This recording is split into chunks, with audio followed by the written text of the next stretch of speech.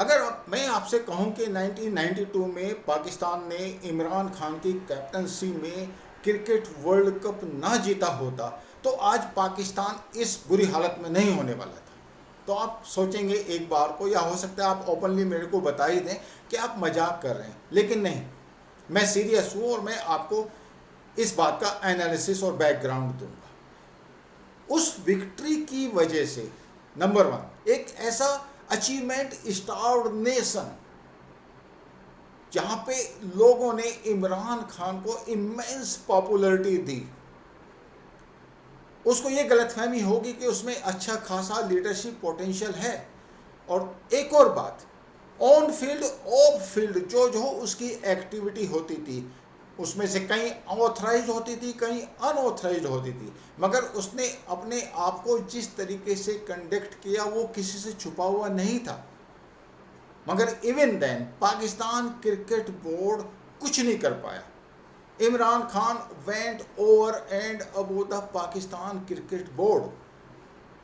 और ये ही गलतफहमी आज की डेट में इमरान खान का एक्चुअली एक नासूर बन रखी है। और मैं बताता हूं कि क्यों। इमरान खान ने सोचा कि जिस तरीके से क्रिकेट फील्ड में वो चीज़ों को मैनिपुलेट करने में सक्षम हुआ, लगभग उसी तरीके से वो पॉलिटिकल फील्ड को भी मैनिपुलेट कर पाएगा। अब बस इसमें कुछ पॉइंट्स ऐसे हैं जहां पे वो मिस कर गया। पहली बात, एक तो पॉलिटिकल फील्ड में जो बाउंस है वो हमेशा ही अनइवन होता है। बाकी प्लेयर्स की जो कैपेबिलिटी है वो हमेशा अनप्रिडिक्टेबल होती है। वो एक इलेक्टेड प्राइम मिनिस्टर नहीं था, लेकिन उसने अपने आप को एक इलेक्टेड प्राइम मिनिस्टर की तरह समझा विदाउट रियलाइजिंग कि he was selected by the army. और जो पाकिस्तान आर्मी है वो पाकिस्तान क्रिकेट बोर्ड के कंपैरिजन में एक कोहेरेंट इंस्टीट्यूशन है। खान ने क्रिकेट फील्ड में जितने भी डिसीजंस लिए, it was a one man show, और वो पाकिस्तान क्रिकेट बोर्ड के ओवरहेड गया, उनके ऊपर से गया, और जो चाहा वो उसने किया। लेकिन जब उसने यही स्टंट पाकिस्तानी आर्मी के साथ ट्राई किया तो ऑब्वियसली जो उसके एम्प्लॉयर थे यानी कि पाकिस्तान आर्मी, वो नाराज हुए। अब आप देखिए कैसे कैसे ये जो डिवीजन है या जो डिवाइड है between the to, employer that is Pakistan army and the employee that is Imran Khan, इनके बीच में डिस्टेंसेस कैसे क्रिएट हुए। सबसे पहले DGISI अपॉइंटमेंट। नाउ पाकिस्तान में जितने भी इंस्टीट्यूशंस हैं, आर्मी उसमें से सबसे ज़्यादा रिलायबल, चाहे वो कितना भी आप कह लीजिए reliability factor inside Pakistan outside Pakistan, as a battle worthy machine or as a nation controlling machine, दोनों में फ़र्क हो सकता है। They may not be a good soldiers but as far as within Pakistan is concern, चूँकि वो एक अकेला इंस्टीट्यूशन है जो अपने आप में इफ़ेक्टिव है, रिलायबिलिटी इनसाइड पाकिस्तान अच्छी खासी है। और उसको सबसे पहले हिट किया इमरान खान ने DGISI अपॉइंटमेंट को लेके। उस इंस्टीट्यूशन के अंदर उसने डिविजन्स क्रिएट करने की कोशिश की। जब उसने जनरल फैज़ अहमद को ये चाहा वो किसी न किसी तरीके से एज ए DGISI कंटिन्यू करे, और इस बात से ये एक्चुअली एक प्रेसिपिटेटिंग पॉइंट था जहाँ पे जनरल बाजवा के कान खड़े हो गए। आपको हमने एम्प्लॉय किया और आप हमारे ही अंदर डिविजन्स क्रिएट करना चाहते हैं। Nobody is going to like that. दूसरा factor, relationship with Taliban Afghanistan की मैं बात कर रहा हूं, जो बेसिकली ISI के थ्रू कोऑर्डिनेट या कंट्रोल होती थी। वहां पे तो बहुत ज़्यादा डिफरेंस ऑफ ओपिनियन नहीं आया, बट रिलेशनशिप विद तहरीक तालिबान पाकिस्तान और या फिर दूसरा TLP मेजर, उसके अलावा बहुत सारे टेररिस्ट ऑर्गेनाइजेशन हैं जो पाकिस्तान के अंदर ऑपरेट करते हैं। और जो नॉर्मल ऑपरेशन की मैकेनिज्म थी वो बेसिकली ISI कंट्रोल करती थी। तो एक तरफ तो इमरान खान ने ISI में अपना आदमी रखने की कोशिश की, because chief of army staff के बाद दूसरा जो सबसे पावरफुल अपॉइंटमेंट है पाकिस्तान के अंदर वो DGISI है। तो ये कॉन्स्टिट्यूएंसी बेसिकली आर्मी की कॉन्स्टिट्यूएंसी है या ISI की कॉन्स्टिट्यूएंसी है। तो इमरान खान ने कोशिश किया कि मैं पाकिस्तान के अंदर एक रियासत मदीना बनाना चाहूँगा, यानी कि जो टीएलपी है या टीटीपी है उनको एक इनडायरेक्ट मैसेज ये गया कि look, you ought to have the direct relationship with me rather than with Pakistan army. Or probably Imran Khan thought, I am going to convince them, he is going to convince them कि look, what you want, I am for you and I am going to implement all those decisions which you want to be taken for Pakistani Islamic Society. अब जब आप इस तरह के interference शुरू करते हैं जो बेसिकली आर्मी वाले करते थे, Army was the one who was interacting with all these organizations, whether for or against them. Here there is a gentleman, Prime Minister, who has been appointed, selected by Army, and he says, look, you don't have to bother for others because I am going to implement what all you are saying. Next point is about the relationships with India. Now, for a change now, Pakistani army has realized its limitations. इनकी limitations क्या है? उनको पता चल गया कि conventional war में जो superiority है वो इंडिया के फेवर में बहुत ज़्यादा है, और बालाकोट के बाद जो पाकिस्तान के पास एक न्यूक्लियर बटन का ऑप्शन रहता था, जहाँ पे ये सिचुएशन थी कि आप उनसे कोई भी सवाल आप करो कि आपने ऐसा क्यों किया, तो उनका एक स्टैंडर्ड आंसर होगा, मेरे पास न्यूक्लियर बम है। तो बालाकोट के बाद वो नौटंकी बंद हो गई।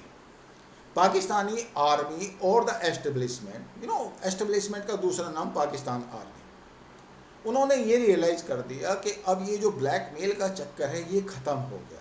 Now you ought to be on the ground, and conventional war में इंडियन डिफेंस सर्विसेज के पास एक अच्छी खासी सुपीरियरिटी है, और उनके ये पॉसिबल नहीं है पाकिस्तान के लिए कि उसको वो सरमाउंट कर सके। So they are basically realistic people. So what exactly Imran Khan wanted? Imran Khan wanted a hard line against India. पहले क्या होता था, नवाज शरीफ या इवन जरदारी के टाइम पे ये होता था कि they both wanted trade with India to be improved, और अभी सिचुएशन क्या होगी कि सिविलियन एस्टेब्लिशमेंट उसके अगेंस्ट में है, यानी कि इमरान खान कह रहे हैं कि भैया इंडिया के साथ आप ट्रेड ना करें, और Pakistani army realising the limitations of Pakistan state and their own status as a battle machine, वो कहने कि इंडिया के साथ आप ट्रेड कर लीजिए। और ये एक इम्पोर्टेंट पॉइंट हो जाता है, और यहाँ पे डिफरेंस ऑफ ओपिनियन बिल्कुल क्लियर कट है। अब नेक्स्ट जो पॉइंट ऑफ डिफरेंस आया वो आया relationship with China and USA. Now Afghanistan की सिचुएशन आप सबको मालूम ही है। इमरान खान ने कहा कि we are not going to support America, we are not going to provide air space, या कोई उनको बेसिस नहीं देंगे जहां से वो ऑपरेट कर सके अफगानिस्तान या किसी और के अगेंस्ट में। Absolutely not. एक बड़ा फेमस सा डायलॉग हो गया इमरान खान का, जो उसने किसी रिपोर्टर ने जब पूछा कि आप एयर बेसिस देंगे उनको, उसने कहा absolutely not. Fine. America obviously नाराज हो गया। उसके बाद जब बिडेन पावर में आए तो उन्होंने सब जगह रिंग किया, इमरान खान को रिंग नहीं उन्होंने किया, और ये एक अपने आप में बहुत बड़ा टॉकिंग पॉइंट है, और ये बड़ा क्लियर कट एक संकेत और सिग्नल पाकिस्तान को क्लियर कट जाता है कि आपने अफगानिस्तान में हमको सपोर्ट नहीं किया, and in fact you were basically instrumental in throwing us out of the Afghanistan. Whether we opted for it, that is altogether a different issue. But आपकी तरफ से कोई सपोर्ट नहीं था, और अभी आप पाकिस्तान के अंदर एयर बेसिस भी देने को तैयार नहीं, तो एक तरीके से आप इस रीजन में central Asia, Afghanistan, middle east and Pakistan, ये जो एक ब्रॉड रीजन है, इससे आप हमें पूरी तरह बाहर करने का प्लान कर रहे हैं। फाइन। ब्रिटेन ने उसको रिंग नहीं किया। साइमल्टेनियसली उसके बाद आप देखिए क्या डेवलपमेंट्स हुए। फाइनेंशियल एक्शन टास्क फोर्स के कितने रिव्यू हो चुके, और Pakistan continues to be in the grey list. जब ये सिचुएशन आप क्रिएट कर देते हैं कि जो सुपर पावर आपके साथ इतने दिनों से ऑपरेट कर रहा था उसको आपने रीजन से ही बाहर कर दिया, और वो कोई super power simple super power नहीं है, तो ऑब्वियसली FATF उसके हाथ में है, डायरेक्टली और इनडायरेक्टली इंटरनेशनल मॉनेटरी इंस्टीट्यूशंस को वो कंट्रोल कर रहा है। तो उन्होंने क्या किया, उन्होंने आपको ग्रे लिस्ट में डाल दिया। और अब आप देखिए कि इंस्पायर्ड ऑफ द फैक्ट कि पूरी जो ब्यूरोक्रेसी है, पूरी जो फाइनेंशियल सिस्टम है पाकिस्तान का, उसकी क्या हालत है। वो हर बार किसी न किसी तरीके से FATF के चंगुल में आ जाते हैं। उसके बाद फाइनेंशियल सिचुएशन आपकी इतनी अच्छी नहीं है कि आप अपने अपनी इकोनॉमी को ढंग से चला सकें, तो आप इंटरनेशनल मॉनेटरी फंड के पास जाते हैं। अगेन वो भी आपके ऊपर कुछ रेस्ट्रिक्शंस लगा देते हैं अगर लोन देते हैं आपको। तो Pakistan army leadership actually they were quite convinced कि this gentleman is going in a different direction, एक ऐसी डायरेक्शन जो पाकिस्तान के इंटरेस्ट के अगेंस्ट में थी, और as a institution Pakistani army को वो डाउनग्रेड कर रही थी। उनकी रिलायबिलिटी, क्रेडिबिलिटी जो उन्होंने एक मेंटेन करके रखी हुई थी पब्लिक साइक में, उसको भी वो अफेक्ट कर रही थी। अब एक और बड़ा फैक्टर CPEC की एक लिमिटेशंस हैं। मीन्स फर्स्ट ऑफ ऑल जितने प्रोजेक्ट्स वहाँ पे इम्प्लीमेंट हुए हैं वो ज़्यादातर सक्सेसफुल नहीं हुए। जो एक्चुअली रेवेन्यू पाकिस्तान के लिए जनरेट होना था उसका दूर दूर तक कुछ नज़र नहीं आ रहा है।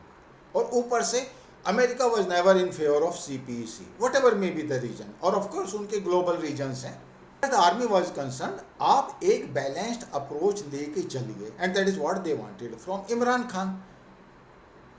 आप बेसिकली चाइना के साथ अपने संबंध बना के रखिए, but simultaneously you don't have to antagonize USA, because USA after all is a super power.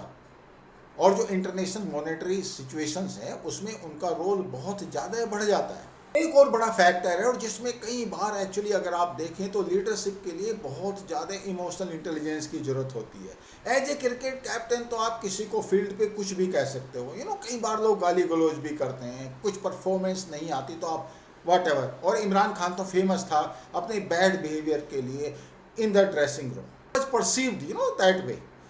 अब यहाँ पे जो सिचुएशन पैदा हुई उसमें ये हुआ कि जब आप इंडिपेंडेंट ऑपरेटर हो जाते हो, you are not a team player, तो उस हालत में क्या होता है कि आप जो बाकी लीडरशिप है, फॉरेन लीडर्स हैं, और स्पेशली पाकिस्तान के जो गल्फ कंट्रीज हैं उनके साथ बड़े क्लोज रिलेशनशिप हैं।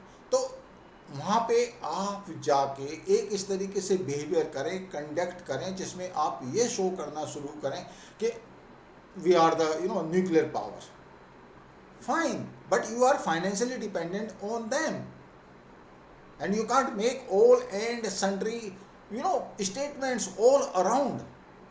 और उसके बावजूद आपकी फाइनेंशियल हालत इतनी ठीक नहीं है, उनसे आप लोन ले रहे हैं, सऊदी अरबिया, UAE, इन सब से आप लोन ले रहे हो, बिकॉज चाइना की इतनी ना तो इतना इंटेंट होता, ना वो उनका काम करने का तरीका है कि वो आपको सॉफ्ट लोन्स दें। उनका वो तरीका नहीं है, और ग्रांट देने का तो उनका कोई मतलब ही नहीं है। So they are basically in their own interest. अगर वो पाकिस्तान के साथ डील कर रहे हैं तो basically they are doing it in their own interest. Imran Khan को ये बात समझ नहीं आई within the Islamic community, because they are the one who are having nuclear power, और अपनी ईगो आप उसकी वजह से इतनी बढ़ा लें कि he try to sideline the UAE, या फिर आप देखो तो सऊदी अरबिया, जो कि बेसिकली अगर आप देखो तो इस्लामिक नेशंस की लीडरशिप उनके पास है और फाइनेंशियल रिसोर्सेज भी हैं। इमरान खान ने with the help of Turkey and Malaysia उनको साइडलाइन करने की कोशिश की, एक पैरेलल एस्टेब्लिशमेंट क्रिएट करने की कोशिश की।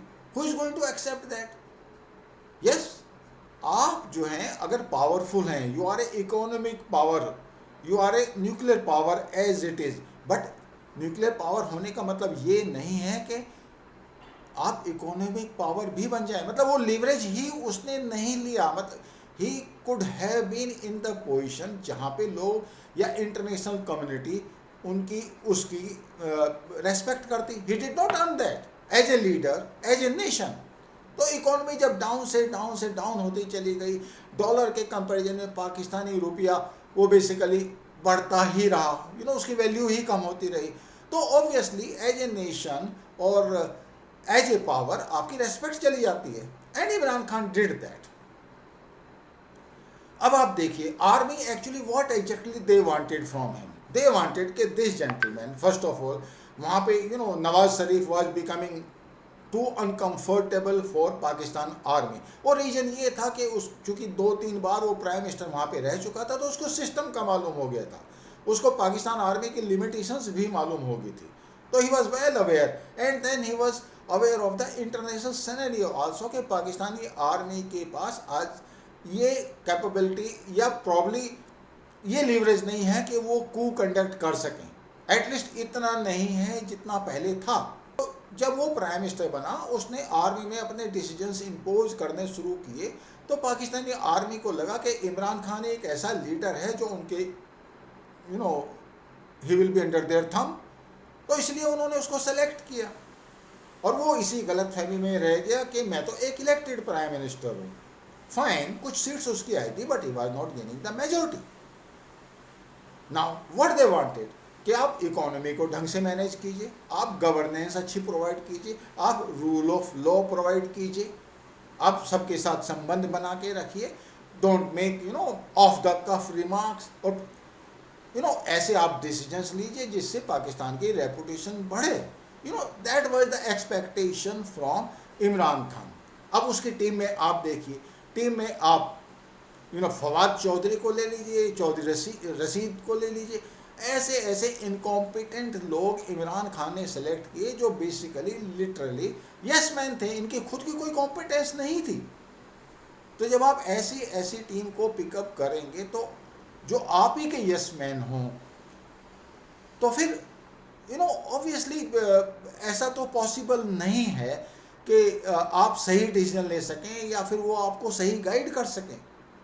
तो with the result what exactly has happened is कि इमरान खान के अगेंस्ट में not only the establishment but even bureaucracy because of his incompetence, और ओपोजिशन पार्टी तो इन एनी केस उसके अगेंस्ट में हो ही गए, अरब नेशंस अगेंस्ट में हो गए, अमेरिका एक प्रेसिपिटेटिंग पॉइंट आ गया जहाँ पे अगर इमरान खान कंटिन्यू करता है एज ए प्राइम मिनिस्टर तो obviously it is not going to be good for the relationship between the two countries. Afghanistan was already a problem for USA as well as now it is becoming problem for Pakistan also. तो आप देखें कि एक ऐसा incompetent emotionally unstable गाय जब वो prime minister बन जाता है तो वो कैसे अपने कंट्री के साथ हैवक कर सकता है। तो अब ये सब सिचुएशन जब डेवलप हुई तो इमरान खान ने क्या क्या किया आर्मी को साइडलाइन करने के लिए। पहली बात तो आई ऑलरेडी टॉक्ड कि उसने अपने एक इस्लामिक कॉन्स्टिट्यूएंसी बनाई। दूसरी बात, उसने नेशनलिज्म का एक बड़ा बवंडर उठाया कि आई एम अल्ट्रा नेशनलिस्ट, हम पाकिस्तान को डेवलप करेंगे, यहाँ पे रियासत मदीना हम बनाएंगे तो we will be a unique nation, the most powerful nation, क्योंकि हमारी तो स्ट्रेटजिक जो लोकेशन है वो भी इतनी ज़बरदस्त है। तो उसने अर्बन मिडिल क्लास में स्पेशली जो यंगर क्राउड है उसको वो आगे लेके आया।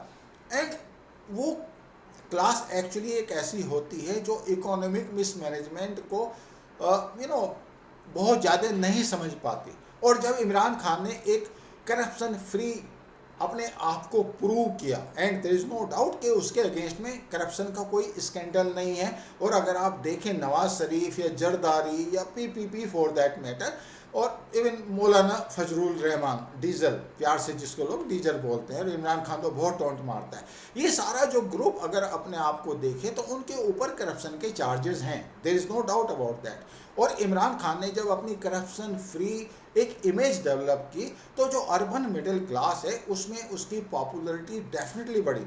और वहाँ पे एक कंट्री के अंदर जो महंगाई बढ़ी, और महंगाई किस लिए बढ़ी, क्योंकि इकोनॉमिक मिसमैनेजमेंट था और है। और एक्चुअली पाकिस्तान आर्मी यही चाह रही थी कि इसको ये सही करे, ढंग से रहे, और हमारा फेस बन के जो हम कहें हमारे थंब के नीचे वो करता रहे।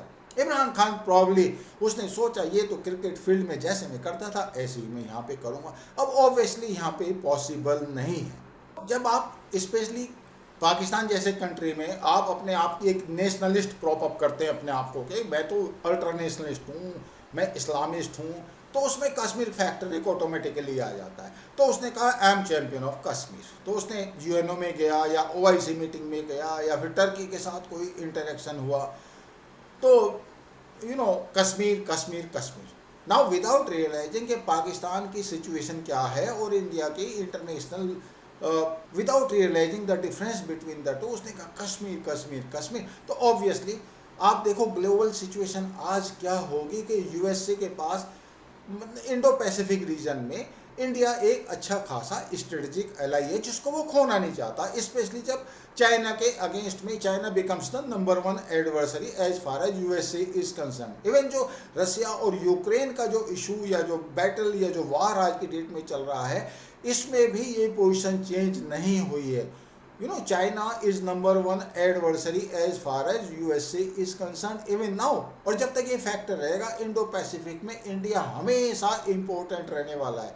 और let us be very clear about it, जितने भी कंट्रीज हैं सबके अपने अपने इंटरेस्ट हैं।